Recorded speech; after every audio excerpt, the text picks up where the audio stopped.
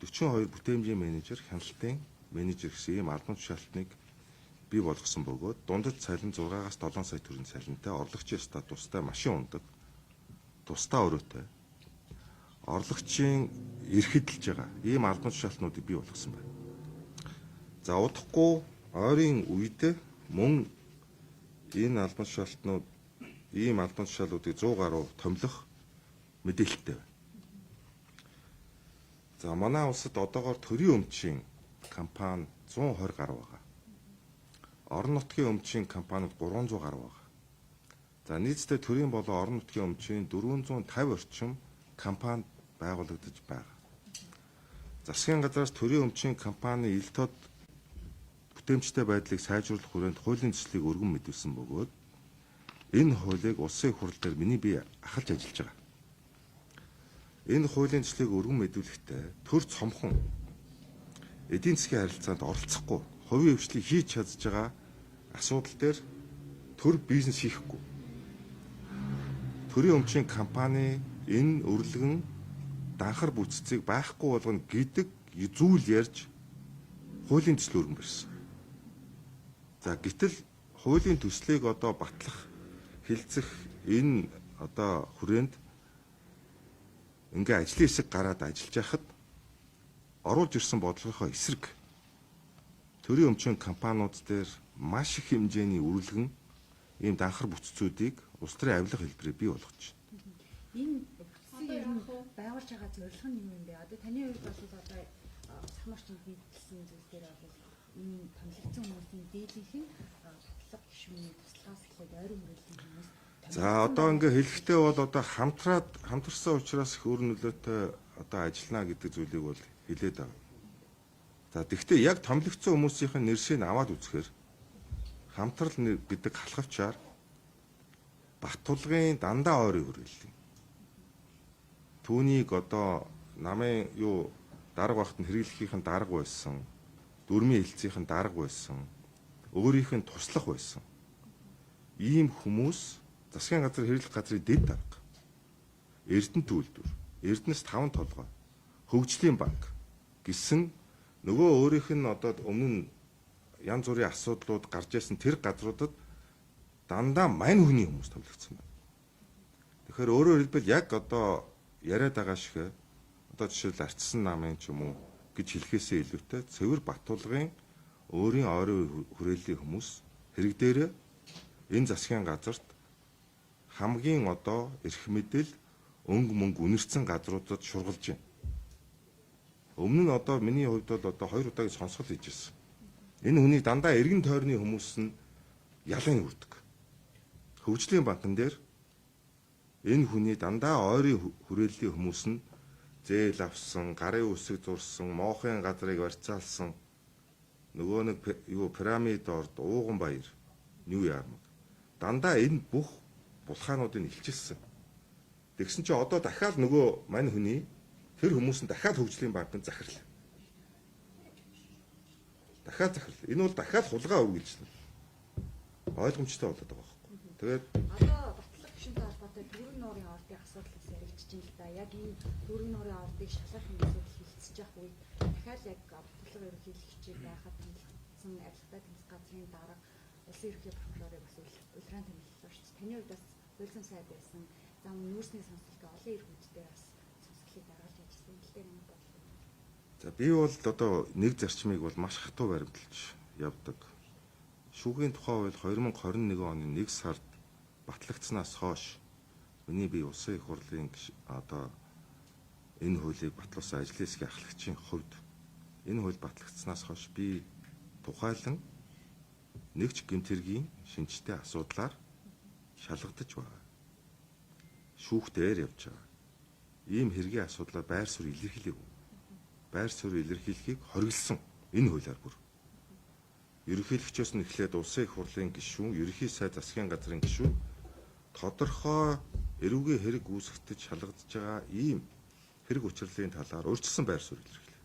Шүүхэд нөлөөлөх, хэргийн хувь зай нөлөөлөх ийм байр суурь илэрхийлэхийг хуулиар нь хориглосон. Тийм учраас энэ хуулийг өөрөө манлайд батлуулсан хүний хувьд өөрийн биеэр үлгэрлэх ёстой гэдэг ийм зарчим баримталж ажилладаг. За яг энэ таны асууж байгаа төгрөг нуурын гих энэ хэрэг учрлын тухайд болвол за би одоо бол эрүүгийн хэрэг үүсгэсэн байгаа ч юм уу би бол тийм мэдээлэл бол аваагүй. Тийм учраас бас тодорхой байр суурь илэрхийлэх хууль зүйн боломж бол би байгаа байх гэж бодож байна. За энэ хэрэг учралтай холбоотойгоор засгийн газраас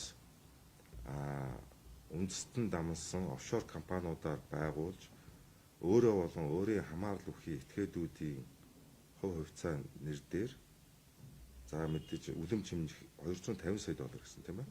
Хонконгийн хөрөнгийн бирж дээр одоо зарсан гэх ийм асуудал засгийн газар холбогдох нотлох баримтуудыг хуулийн байгууллагад шилжүүлсэн байна гэж үзэж байгаа. Тэгэхээр хуулийн байгууллагууд би энийг үзэж байгаа багт бодож байна. Найдаж байна. Миний тухайтад болвол за яг энэ санхүүгийн схемтэй холбоотой тухайлан үзээгүйч гэсэн хөгжлийн банкыг шалгах улсын их хурлын төр хороо 2 жилийн өмнө буюу 23 оны 3 сард нээлттэй сонсголт хийх үед Батулга гишүүний хамаарал бүхий компаниудыг ярих явцад энд нэр дурддагдж байгаа төгрөг нуур Energy, Camex гэх компани мөн Хонконг, Сингапур улсад бүртгэлтэй офшор компаниудынх нь хамаарлыг илчилж байсан. За мөн төмөр замын гэх энэ Liberty Partners-аар дамжуулж гарсан мөнгө миний араас хөөцөлдөж явах данс хөөж шалгаж ирсэн тэр үед. Явцад Хонконгоос $2 сая өөрийнх нь хамаарал бүхий 3 хүүхдийнх нь үүсгэн байгуулж хувьцаа эзэмшиж байгаа. Өөрийнх нь туслах Эрдэнэ туяагийн захирлаар нь ажилладаг байгууллагууд руу $2 сая орж ирсэн баримтыг мөн сонсгол дээр миний би дэлгэж байсан. Өөрөөс нь асууж ирсэн. Яаж яваад энэ төмөр замаа руу орсон мөнгө буцаад өөрийн чинь хамаарал бүхий компаниуд руу гаднаас ороод ирвэ гэдэг асуултыг би асууж ирсэн. За тэр үед энэ тодорхой хариулт өгөөгүй. Би яагаад одоо эхнэр хүүхдүүдтэйгээ хамтарсан компани байгуулж болдоггүй юм бэ гэдэг ганц үг л хэлчихсэн. Тийм учраас энэ асуудал хуулийн хяналтын байгууллагууд шалах байлгүй. Томилгооны тухайд та юу хэлж байна? За би энэ томилогдсон томилгооны араас бол юм ярихгүй. Тэгээ байр суурь чуулганд илэрхийлсэн. Одоо та ингээл асуувал энэ ямар ч арга хэмжээ авахгүй хуулийн байгууллага гэсэн зайлтгүй хөдөлгөөн юм. Одоо цаашдаа бүлэрээ яах вэ? Энэ хүний хулгай яриад байгаа заримдаа мэдээлэл. Одоо ямар арга хэмжээ авах вэ? Гэхдээ улсын их хурлын гишүүн гэдэг бол өөрөө ард түмний төлөөлөгч. Энэ өөрөө одоо байр суурь хяналтын хэлбэрүүд нь маш олон хэлбэртэй байж болно. Миний өнөөдрийн жишээлбэл одоо захин орчиндөө илэрхийлж байгаа энэ байр суурь бол мөн албан ёсны байр суурь. Та бүхэнд ярьж байгаа энэ байр суурь бол мөн энэ асуултын хариад аваад авсан мэдээлэл дээрээ тулгуурлаж байгаа албан ёсны байр суурь. Энэ өөрөө хяналтын хэлбэрүүд. асуултын хариулт бүрэн ирэхгүй байна. Засгийн харин тийм. Тэгэхээр ер нь цаашаад ер нь энэ дараагийн авах хэмжээ юм уу? Одоо За энийг бол хамтдаа ярилцаж шийднэ. Яагаад тэгэхээр би энэ асуултыг ганцаар асуугаад улсын их хурлын бас 2 гишүүнтэй хамтарсан учраас одоо би нөгөө 2 гишүүнтэйгээ ч уулзч одоо чадаагүй энэ сая аваад одоо миний нэг хэлэхэд би жоохон зэвүү дургу хүрээд энэ том мэдээллүүдийг хараад Засгийн газрын ер нь та бүхэнд ажиллаад тайлбар өстой шүү дээ хуулиар тийм. Тэгээд энэ одоо хоёрын тусан сэвэр яагаад ядаж энэ тоо мэдээлэл яагаад гүйцэтгэхгүй юм бол гişүүдийн энэ бүргээр хийгийг үйл хүндэтгэж байгаа юм шиг юм үзэл. яг энийг одоо асууна. Одоо жишээлбэл энэтэй дутуу ирүүлсэн зөндөө мэдээлэлүүд байна. Жишээлбэл цалингийн сантай холбоотой, байрны түрээстэй холбоотой, энэ дээр гарч байгаа бусад зардлуутай холбоотой асуултыг асуусан. Энэ мэдээллүүд бол хагас дутуу ирсэн. Тийм учраас энийг бүтэн болгож авах ямар ч ус аав. Дахиад хандах юм. Үгүй энийг өгөхгүй байсан ч очиод авчина. Таныг одоо ингээд шулуун хэлчихээр бас батлыг тойрон хүрээлэх чинь гэдэг юм уу те ямар нэгэн дарамт шахалт ирэхгүй гэдгээс та яаж юм? Надад одоо тийм хайж ийн гэдэг асуулт бол надаас асуулт биш үү?